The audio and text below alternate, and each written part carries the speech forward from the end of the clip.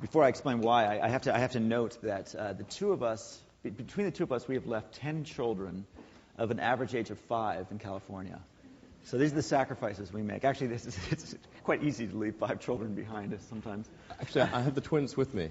You've got the... Oh. Yeah. A more committed father than me. Elon's fascinating in lots of ways. I mean, you know, initially as one of the PayPal co-founders, but he is the reason I call him a triple threat is that he's got 3 interesting companies that are all disruptive in their own way. You probably know Tesla, the car company. There's SpaceX, the space launch business, and SolarCity, the renewable energy company. And we'll probably spend some time on each one of them. But what's interesting is that 2 of those are companies that are disruptive companies in industries that are being disrupted.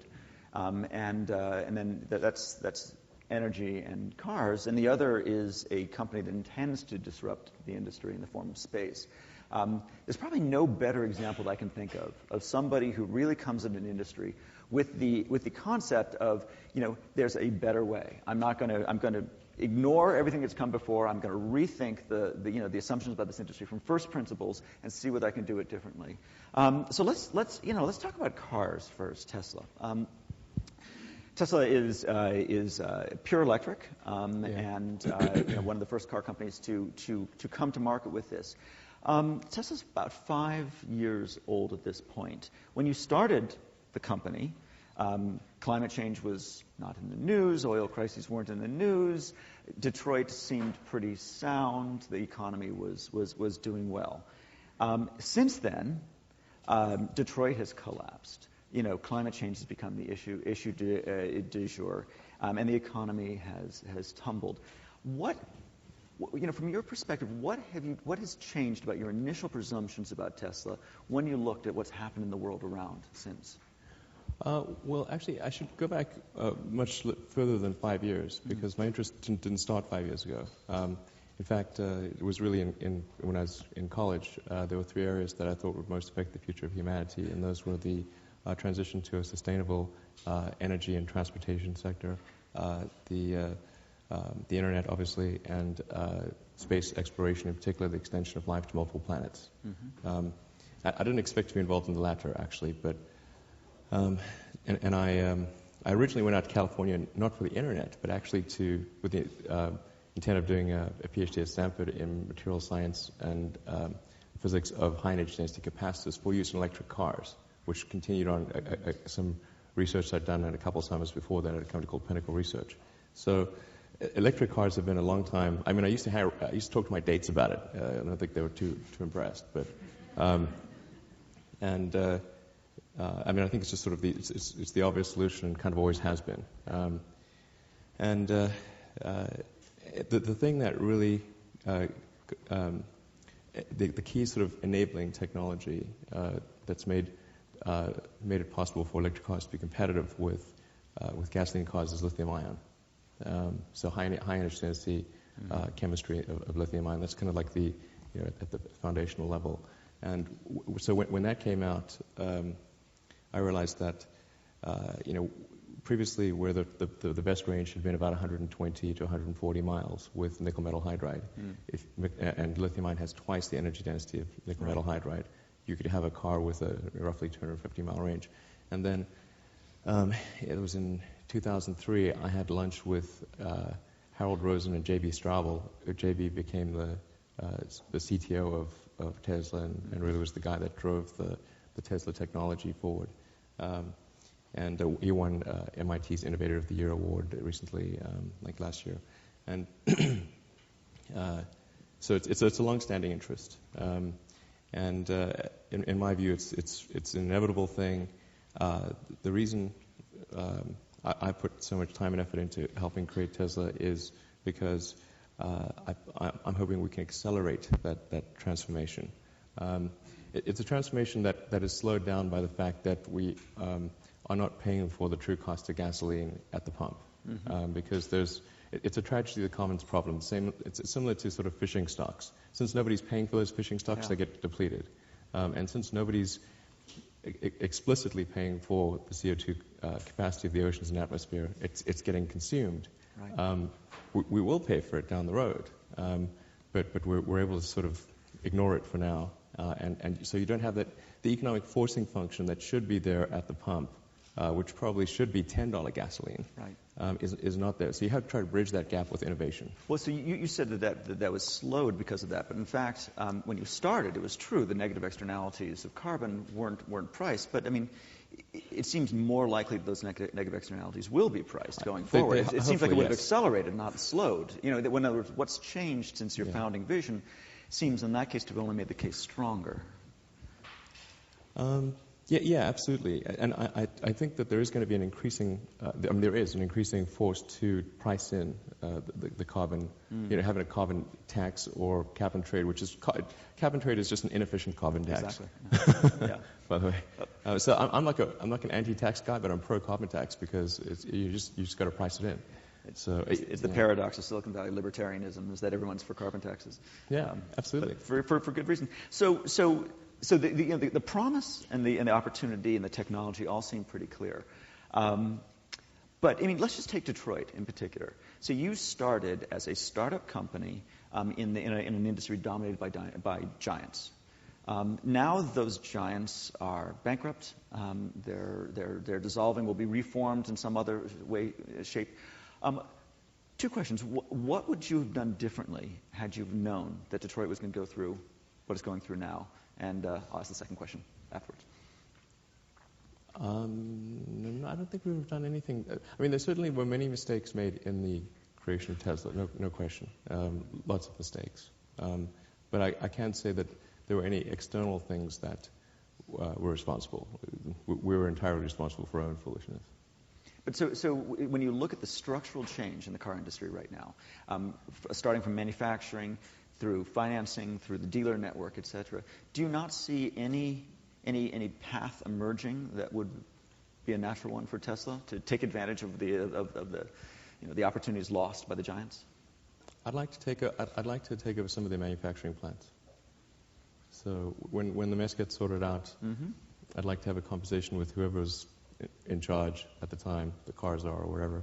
Say I'd like some of those plants if they don't mind. How would you run it differently? How would you run it differently?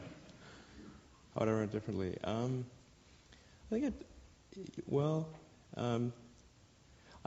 I say that I think it's not out of the question to have unions, but I think if there is going to be a union, they've got to understand that they're on the same side of the company, they're not antagonistic to the company. And I really kind of am against having a two-class system, where you've got the workers and then there's sort of the management who are sort of like the nobles and peasants. I mean, this country fought a war to get rid of that stuff, so why keep it? But that's kind of how it is in a lot of the old-line companies. And at SpaceX and Tesla, we don't have that. Everybody parks in the same parking lot, eats the same food. I believe the management needs to be kind of in open plan, so cube offices with communication maximized, and there should be free movement between if somebody wants to be a technician and work hourly and get overtime versus wants to be a salaried person, and they can go back and forth, depending on what they want to do. So I think and then. With SpaceX, we've probably most of our experienced factory workers come from unionized environments, and I asked them what benefit did they see in the union, and they said, well, if their boss was an asshole, then they had no recourse. So I said, we'll make a rule, there will be no assholes. No asshole, that's a good rule. And so I fired someone for being an asshole, and I only had to do that once actually. So I think. I think if the environment is right, and I think you can have a very, very productive situation. Just that everybody needs to be aligned towards how do we do as much as possible for the least amount of money, and that's called productivity, and then it can work really well. Think in terms of disrupting an industry. You recognize rightly that electrons need to be sort of fundamentally the driving force. You went all the way to pure electric, whereas others chose the various hybrids, starting with the parallel hybrid, which is what the Prius is with 2 drivetrains, and then next the serial hybrid with the GM Volt and the Fisker, etc. One approach would say that true disruption comes by sort of taking the existing infrastructure, existing sort of fueling infrastructure as well, and step changing it to the next level. And the other approach is routing around it entirely. Now that you've seen the progress and the sort of the movement towards the serial hybrid as the sort of the mass market version of what you're doing, do you still think you made the right choice by going pure electric and requiring a kind of a divorce from the traditional systems? Absolutely. Well, I have zero question whatsoever about that. In fact, we did look closely at doing a plug-in hybrid, essentially, of one kind or another. And we were pursuing that path for a while, and then it's like, it seemed obvious to me that we were skating to where the puck used to be. What's the downside, though? I mean, if you the beauty of the serial hybrid, which is maybe not be clear to everybody, is that unlike the Prius, where you have 2 mechanical transmission and electrical transmission, with a serial hybrid you've got just only electric motors drive the wheels, and the gas engine is there just to drive a generator if need be. So you could never have that engine come on. You could put a tank of gas in and never use it if your distance is short enough. You're plugging in the car at night. It's regenerative braking, and if with short distances, it's just there as an insurance policy, as opposed to the pure electrics, which don't have an insurance policy. So what's the downside of that? Well, I've been criticized actually quite a bit because a lot of people have asked me the question, and I've explained our reasoning for going that path, and then I've been accused of attacking that path, and I'm like, well, no, I was just explaining why we went that path. We went a different path. Yeah. So with that caveat, attack away. You asked. So the issue that we saw was that in creating a plug-in hybrid, and a Prius is not a true hybrid, really. It's just a Prius. The current Prius it's like 2% electric. It's a gasoline car with slightly better mileage. And it's worth pointing out also that the only electric car on the roads that's actually a highway-capable car in the US or Europe is the Tesla Roadster of any kind. It's not the only sports car. It's the only car of any kind for sale right now that you can actually buy. Got it. Because sometimes that people confuse press releases with reality. The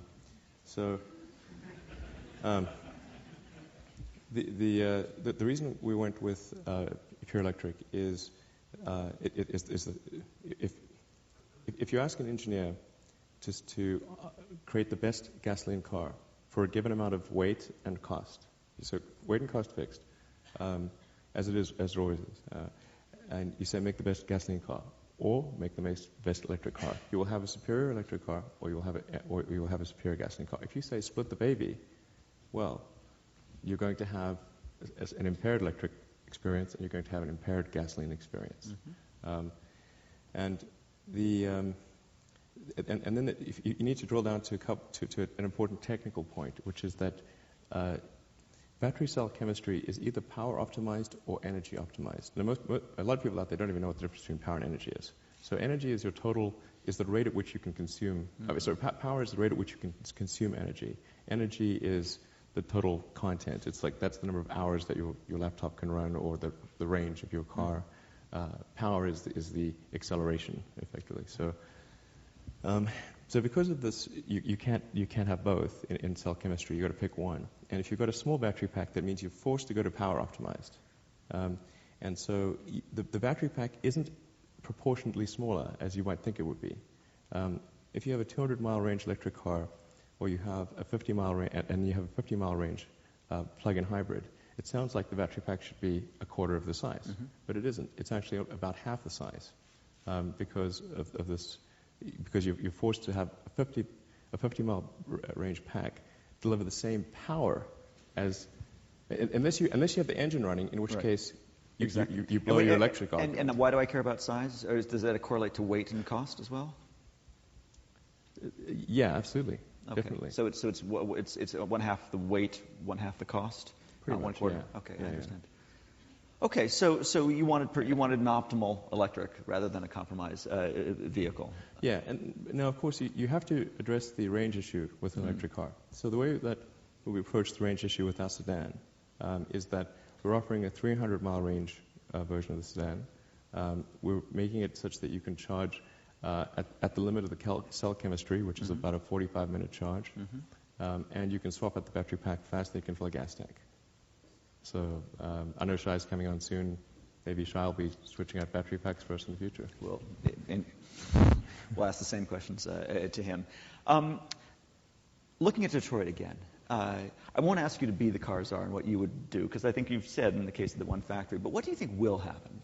What do you think Detroit will look like in 5 years' time as a result of what's happened over the last year?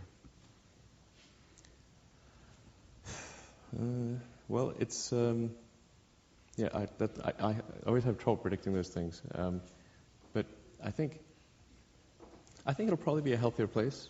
I think this has been somewhat cathartic, maybe. I think. I think at least maybe I'm being overly optimistic, but I think this will be a cathartic experience. I think that at least GM and Ford, I'm not sure about Chrysler, but at least GM and Ford will come out of this stronger and healthier and more competitive. Yeah. Smaller companies for sure, but maybe better companies. Well, you've said before that the main problem with American cars is innovation. That they're just not making cars people want to buy, and I think many people here would agree with that. How will the innovation process of Detroit change as a result of this cathartic experience? I'll speak in terms of what I hope happens as opposed to what I predict happens. Okay. Because there's so many variables here, it's difficult to make a good prediction. I hope they get very, very focused on producing great cars. Great companies are built on great products. I think universally that's the case. And as soon as a company's products start to decline, so goes the company. A company cannot exist in the abstract without product. So so their success will be a function of to what degree are they just super focused on making compelling cars and beating the competition. And I think they'll probably do better than they have in the past, but time will tell. But I mean, it's mysterious. These are smart people. I mean, obviously saying make good cars is kind of almost goes without saying. We've been saying this ever since the Japanese shock of the 70s and the 80s and the 90s. We've been saying the same thing. What stopped them from making good cars to date? I think they're the wrong management. The wrong management. Yeah. It's the lack of the cubicle and the assholes.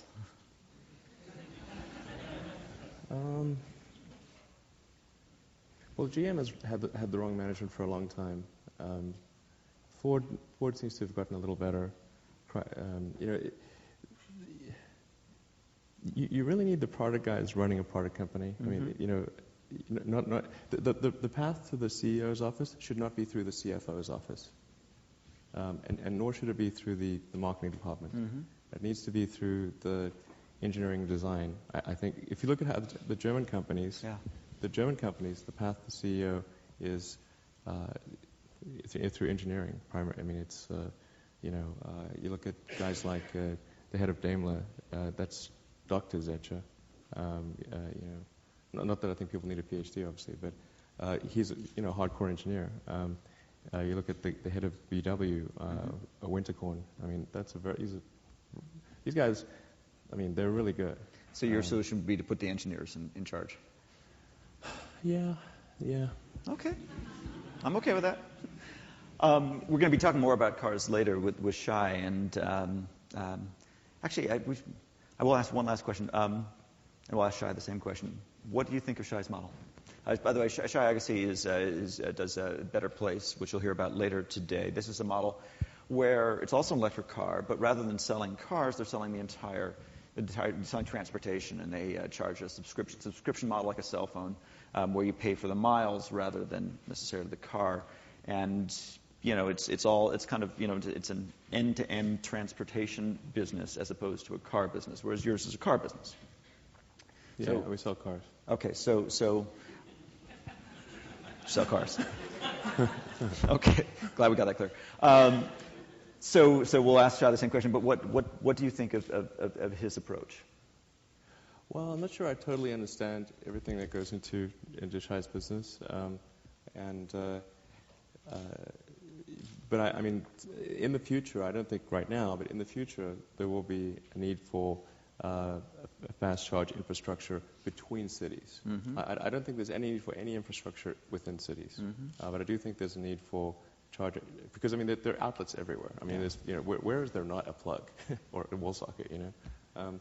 But between cities where you don't want to you want to charge your car fast, Mm-hmm. or you potentially want to swap out the battery pack, I do think there is merit to the intercity solving that intercity infrastructural problem. And my understanding is that at least part of Shai's business is aimed at that, and so I sort of would agree with that segment of his business. So what you like about the business is the rural gas station aspect of it. Okay. All right, fair enough. We'll ask him the same question. Let's turn now to space. Space is an industry that was largely dominated by defense contractors and governments, and you thought there would be a better way. You provide not a better place, though. Not a better way to a better place. You provide a lift capacity. So what's fascinating about this is that you're an engineer, but you started in the digital space. There's no Moore's law of chemical reactions. There's no Moore's law of metals. There's no primarily we're looking at stuff that has not changed dramatically since Werner von Braun's era. Yeah, some things, but I mean, there's something that the analytical tools have improved dramatically. Yeah. So when you looked at this industry and realized there was disruptive potential, and I realize you don't come at it from a dollar perspective, but looking at where you are, you're about a fifth the price of competing. I mean, maybe ranging more or less depending on who you're competing with. But you're around, between a fifth and maybe, all the way up to maybe about a third of the price of competing launch vehicles. Yeah. When you looked at the existing structure, existing industry, and you were not a space guy at the time. This is 10 years ago. I never built any hardware whatsoever. What gave you the confidence that you could find those kind of economic efficiencies? I wouldn't say I had really high confidence. How much money have you put into this? About $100 million personally. This is what he does without confidence, just imagine. Well, I mean, I didn't put it all at once, of course, so I did get progressively more confident, I guess.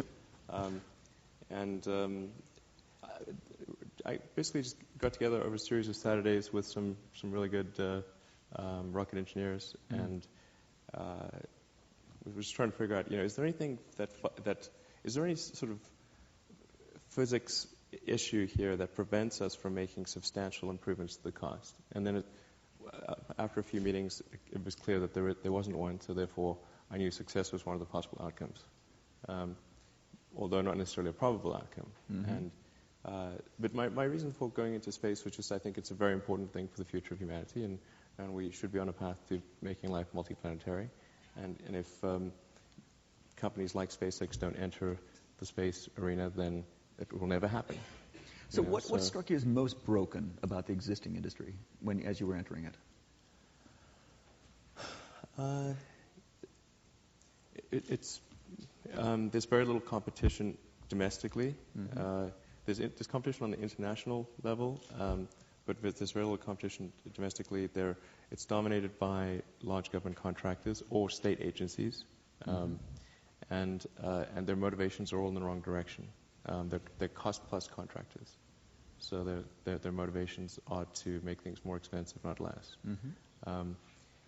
And obviously that's not going to be something that helps us, get out there and explore the stars and do all the exciting things that you watch in movies or read about in science fiction books.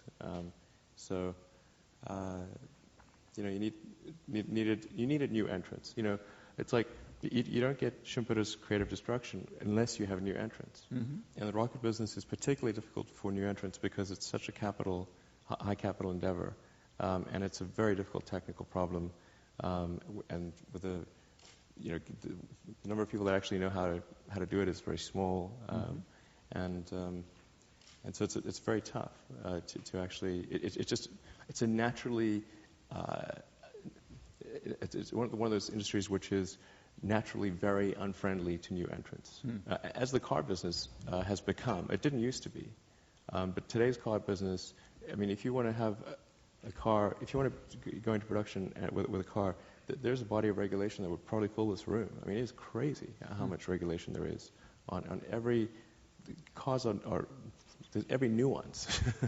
It's amazing. So when you have to have all sorts of experts in what's called homologation, which is homologation is regulatory compliance. I see. Which, by the way, varies by country, in some cases by state. So big barriers to entry, basically. Right. And the rocket business has even bigger barriers to entry. And that's what has prevented innovation, because it has thwarted Schumpeter's creative destruction. So, and then you started the company regardless. You started construction, design, engineering. You've been through launches, the usual number of failures, and then some amazing successes. You know, my kids and I watched that live, and it was thrilling. Now you've done it, what have you learned about where the cost efficiencies did turn out to be, and what do you see going forward? Well, there's actually no simple answer for how to make rockets a lot cheaper, because a rocket is a complex system. If it was, if you look at the cost elements of a rocket, you've got the engines, the structure, the electronics, the launch operation, and then the overhead of the business. And you have to optimize, and that's generically true no matter what you come up with. Yeah. And the only way to make a significant improvement is to improve all of those pieces. Because even if you had magically free engines or magically free structures, or your launch operation cost you nothing, you had no, you can pick any one of those and zero it out, and you still have an expensive system if you inherit the rest of the legacy cost structure. So one of the big challenges with SpaceX is that we had to rebuild the entire supply chain. So we had to design and build our engines, the structures, electronics, the launch operation. Obviously, we're pretty low overhead. But we were a microcosm. I mean, if we were an aircraft company, we'd be like a microcosm of Boeing, Pratt & Whitney, Honeywell, and United Airlines. But you don't have any choice, because to the degree that you use legacy parts, you inherit the legacy cost structure. Now, in order to really get well beyond the, say, factor of 3 improvement, 3 or 4 improvement in cost, in order to get to, say, in excess of a 10-fold or 20-fold improvement in cost, the really big technical breakthrough is to make the first reusable orbital transportation system. Nobody has ever succeeded in doing that. Many governments have spent tens of billions in that direction to no avail. The reason that is so hard is because after you've used the most advanced materials and analytical techniques and everything, and optimized like our rocket engine achieves 95% of maximum theoretical efficiency. Maximum thermodynamic theoretical efficiency. I mean, that is bloody ridiculously difficult to do.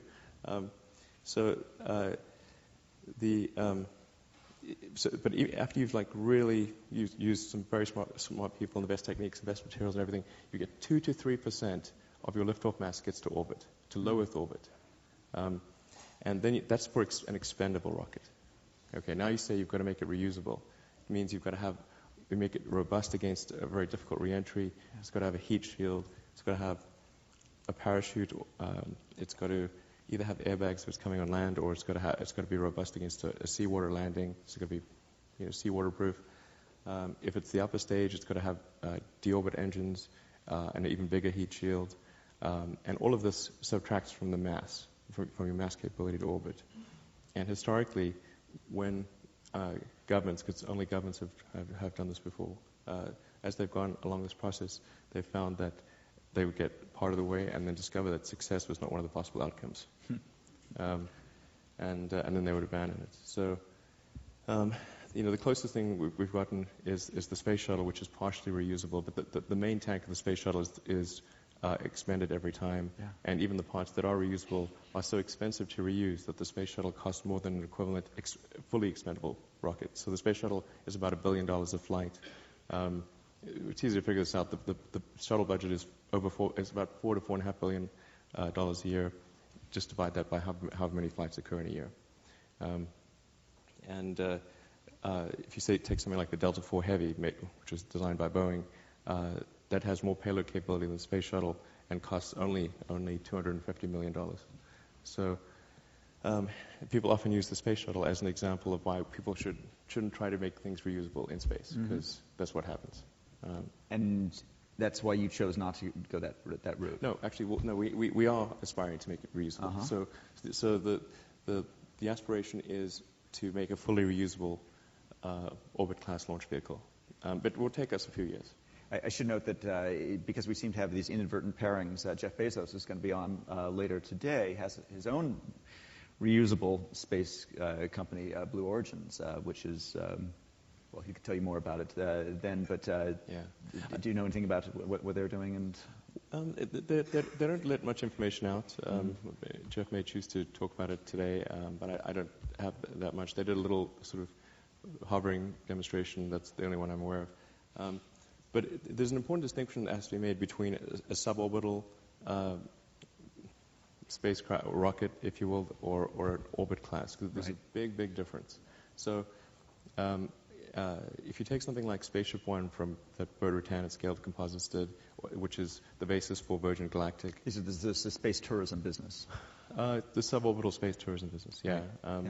And I'm hugely impressed by what Bird Rutan did. I'm a big fan of his and Scaled Composites, and I'm a trustee of the X Prize, which is the prize that he won, and I helped fund that prize. Right. So I want to be clear, I think that was an awesome thing, but it needs to be, one just needs to scale things appropriately.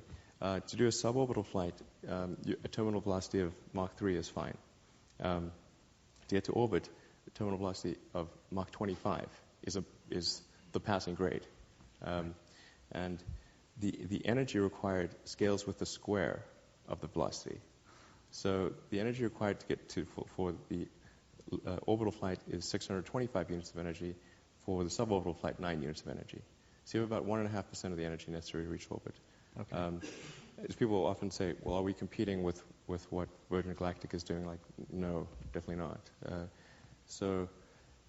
But that's why it's very hard. Okay. Yeah. So that's a clear distinction. Let's cast our mind forward a little bit. What you've done has succeeded. You've got lots and lots of launch vehicles. It's cheaper. There's more people following your footsteps. How has the world changed by lower cost access to space? What will we do tomorrow because of your entry in the market that we couldn't do today? Well, I mean, right now the good that SpaceX has done is to make it cheaper to launch satellites, so that's sort of good. There are sort of more satellites that will launch as a result of SpaceX than would otherwise be the case. And then in December we won the contract from NASA to resupply the space station. So the space shuttle retires at the end of next year, and NASA decided for the first time to put out that resupply contract to bid. And we competed against various other companies, including a joint venture of Boeing, Lockheed, and Aligned Tech Systems. And we won that contract. So that's good, because otherwise the U.S. taxpayer would be paying a lot to the Russians to resupply the space station, and in fact a lot more to the Russians. So not just money going out of the country, but it would cost us more. The thing we're really hoping to achieve this year from a contract standpoint is to also win the contract to do astronaut transport to the space station.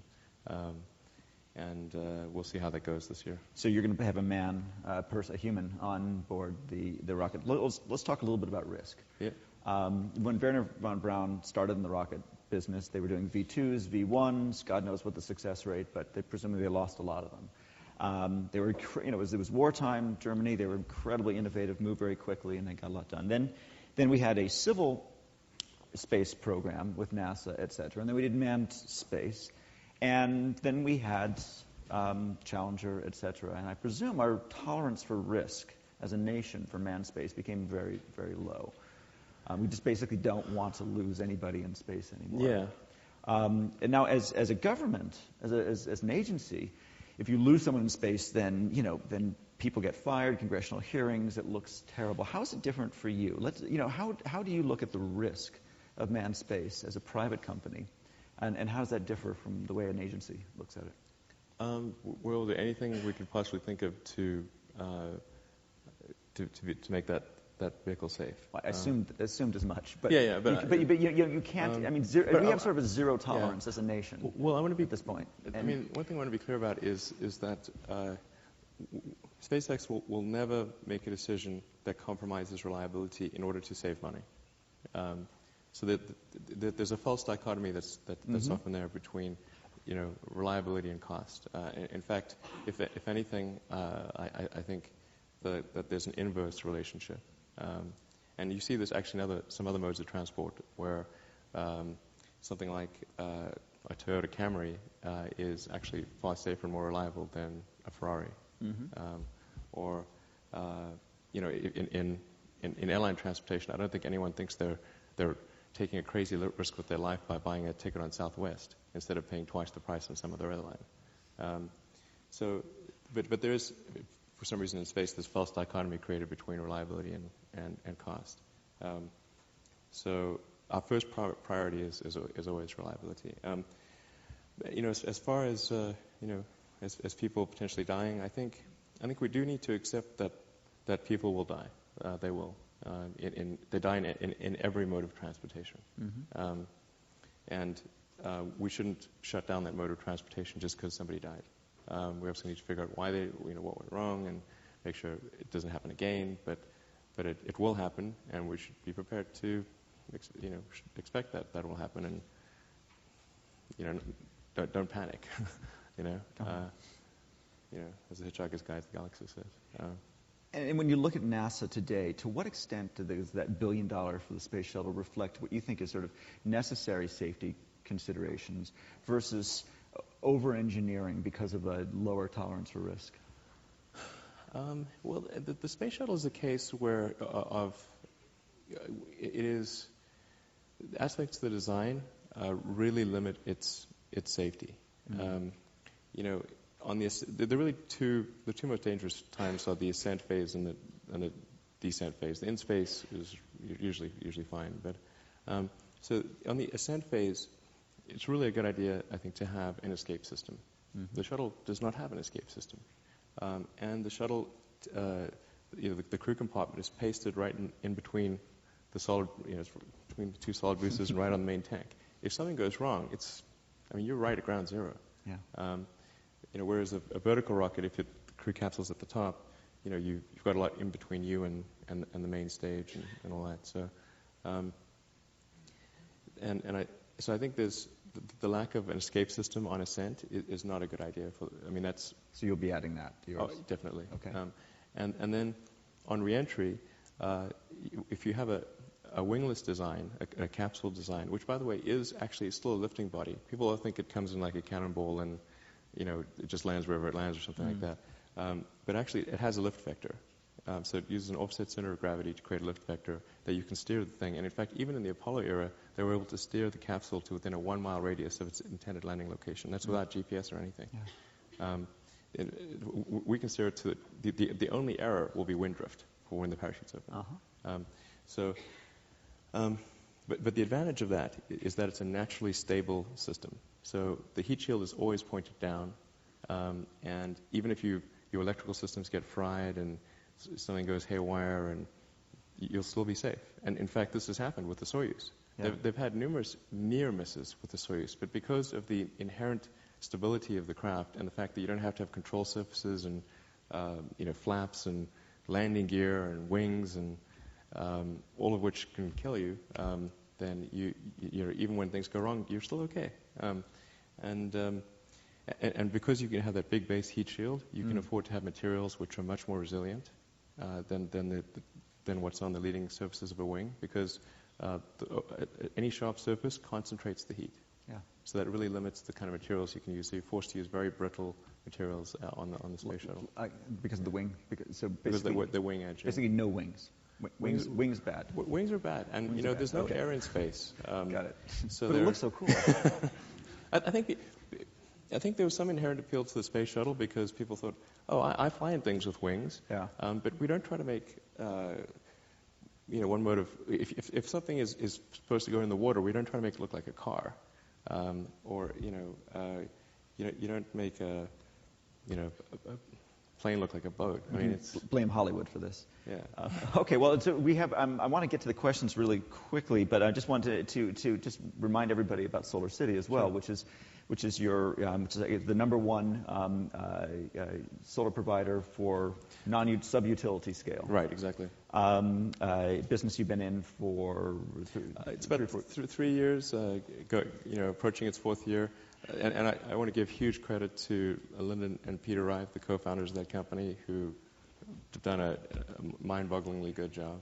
And the way to think about this is sort of an end, kind of a full life cycle match to Tesla. You create your own electrons, exactly. and you spend your own electrons. It's a way to take the carbon out of the cycle entirely. Can you say anything about how you've been affected by both the recession and the current environmental climate? So when I said Solar City's done mind-bogglingly well, the first quarter of this year, the sales were triple what they were first quarter last year, in the middle of a recession. I don't know too many businesses that are doing that. And what do you attribute that to?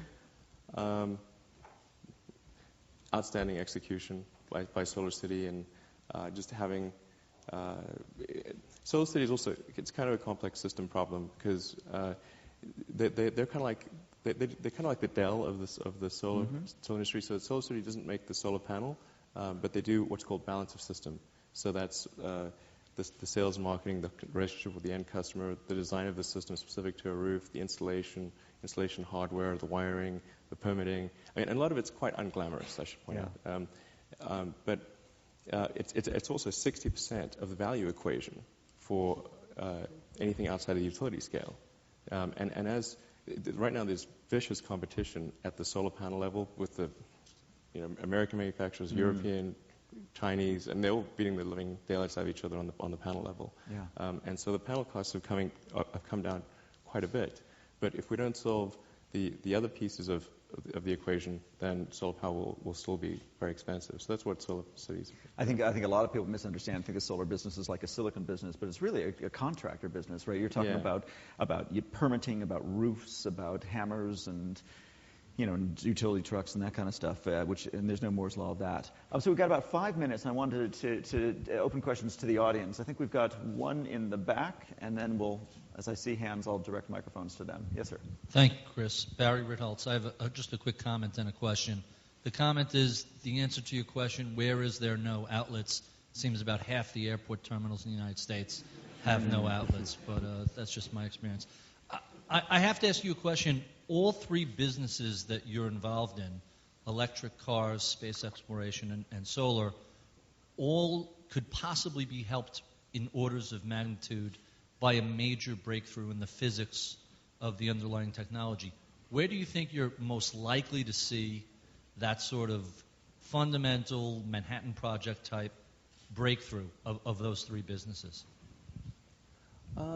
Well, I apologize for disagreeing, but I would have to disagree that I don't think that, I mean, I'm a physics guy, by the way. I don't think there is any breakthrough in physics that is going to make a very big disruptive change. I think that there are significant engineering breakthroughs that could occur, or will occur actually, in battery energy density. I think that we'll see at least a doubling of battery energy density in the next 5 years, and probably a reduction in cost that is even greater than that. So maybe cost drops by a factor of 2 or 3 and per kilowatt hour, and maybe closer to 3, and then energy density will increase by a factor of at least 2. And based on stuff I know is working in labs right now. What technology is that? What Well, technology is that? I prefer not to say. All right.